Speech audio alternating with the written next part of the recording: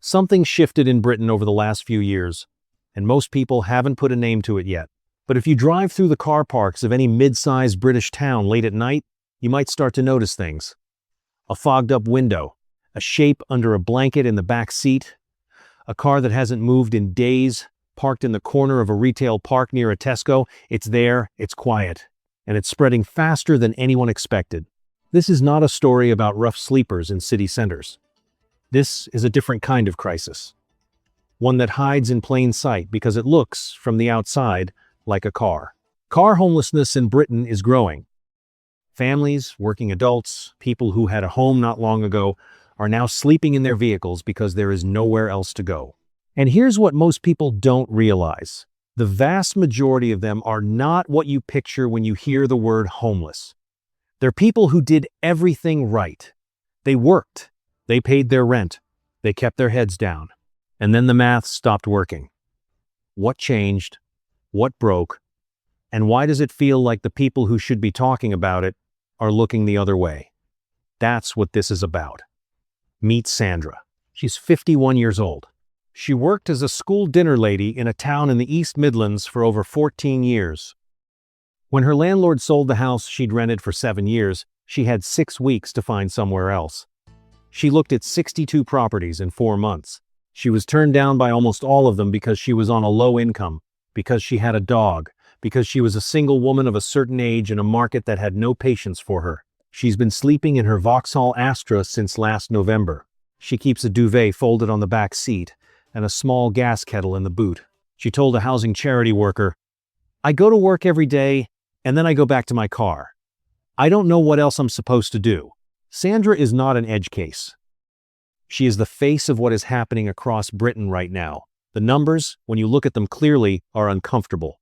Shelter, one of Britain's largest housing charities, has reported that the number of people experiencing hidden homelessness, the kind that doesn't involve a doorway or a hostel, has been rising steadily for years. Car sleeping sits in this category. It doesn't get counted the same way as street homelessness. Many councils don't log it as a formal category, so the official figures almost certainly undercount what is actually happening out there. What we do know from organizations working on the ground is that referrals for people living in vehicles have climbed sharply. Some frontline charities have described it as one of the fastest growing forms of homelessness they're now dealing with. And the Office for National Statistics has tracked a sustained rise in people who are homeless but not visibly sleeping rough, a category that swallows up car dwellers entirely. To put that in scale, rough sleeping figures in England rose by over 70% in the decade leading up to the mid-2020s. Car homelessness, by most estimates from housing organizations, has risen in parallel but without the same headlines. It is a crisis inside a crisis, and nobody is talking about it. So what actually drives someone into their car? It starts with a chain of events that has become grotesquely familiar across this country. A private tenancy ends. Rents in the area have risen by 30, 40, sometimes 50% in a handful of years. The waiting list for council housing in that borough is 10, 12, sometimes 15 years long. The local housing association has nothing available. Private rentals require a deposit and 2 months up front, which runs to several £1,000s for even a modest flat. A person on a working wage, or on universal credit, simply cannot produce that money, so they go to the council. The council, legally obligated to help in certain circumstances, assesses their situation. If they don't meet the criteria for being in priority need, they are handed a list of private landlords and told to keep looking.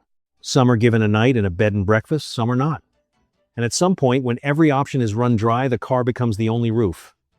This is not a failure of one policy. It is a failure of a system that was built for a different housing market and has never been properly rebuilt. The social housing stock that existed to catch people at this exact moment was sold off over decades and never replaced at the same scale. Private rents have been allowed to rise faster than wages in almost every region.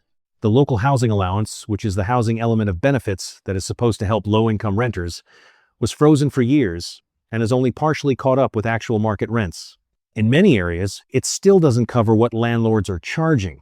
To be fair, this isn't the only cause. Housing supply has been constrained by planning restrictions, by a construction sector that builds slower than demand requires, and by land costs that make affordable development genuinely difficult to deliver at scale. The problem has roots in decisions made across multiple decades by multiple administrations. Pointing at a single moment or a single choice gets you nowhere. But understanding the system that produced this helps you see why it keeps producing the same result. If a like helps more people find it, takes 1 second. Here's the part that gets to people when they hear it. Many of the people living in their cars in Britain are working. They are not unemployed. They are not choosing to opt out. They are going to a job, sometimes 2 jobs, and they are returning to a vehicle because the cost of renting has outpaced what they earn.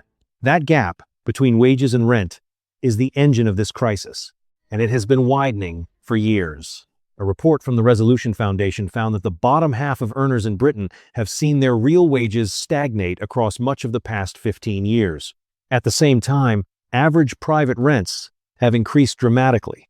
In parts of the southeast, the southwest, and increasingly in the Midlands and the north, a single person working full-time on an average wage is now spending more than half their take-home pay on rent alone, if they can find a room. That's before council tax, before energy, before food.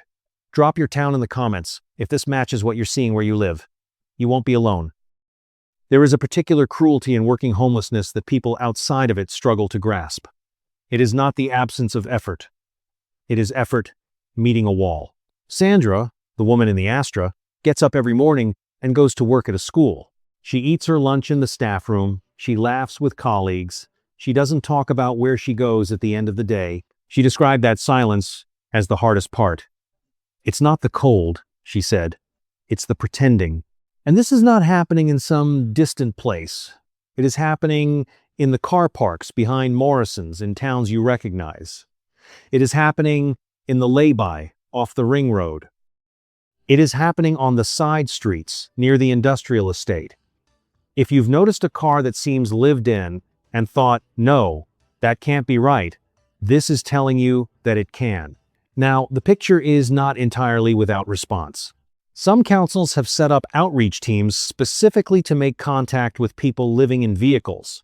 Some have partnered with housing charities to create rapid access pathways for people in cars who make contact with services. A small number of local authorities have created safe car parking schemes, designated areas where people in this situation can park overnight with access to basic facilities, with active support toward longer-term housing. These schemes exist in various forms in parts of Wales and England, but they are patchy. They depend entirely on local funding and local political will. There is no national framework. There is no standardized way of counting the people in this situation, which means there is no consistent way of measuring whether things are getting better or worse. The system, at a national level, does not yet treat this as the category it has become. What would actually help? The answers from housing organizations tend to converge on a few things. Rebuilding social housing supply at genuine scale. Reforming the local housing allowance so it tracks actual rents, not a lagged estimate. Giving councils the tools and funding to act faster when someone presents in housing crisis before the car becomes the only option. These are not radical ideas.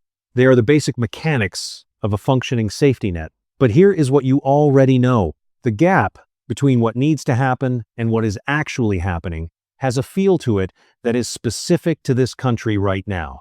It is the feel of something being left to drift, of a problem that is serious enough to notice but not yet concentrated enough, not yet loud enough to force the kind of sustained response it requires. Sandra, as of the last account from the charity working with her, had been placed on a council waiting list and given a temporary room in a hostel. She described her first night with a proper door as one of the strangest of her life. "I kept waking up," she said, "because I didn't recognize where I was." She'd grown accustomed to the car. She hadn't wanted to. That's not a footnote. That's the whole story, right there. There are tens of thousands of people across Britain tonight in exactly that situation, or worse. In a lay-by, in a car park, in a place that no one is counting, doing the same quiet arithmetic that Sandra did, and arriving at the same answer. And the question that sits underneath all of this, the one that this country has not properly asked itself yet, is a simple one. When someone works for 14 years, pays their rent, keeps their head down, and still ends up sleeping in a car. What does that tell you about what Britain has become? And what would it take for you to decide that it needs to change?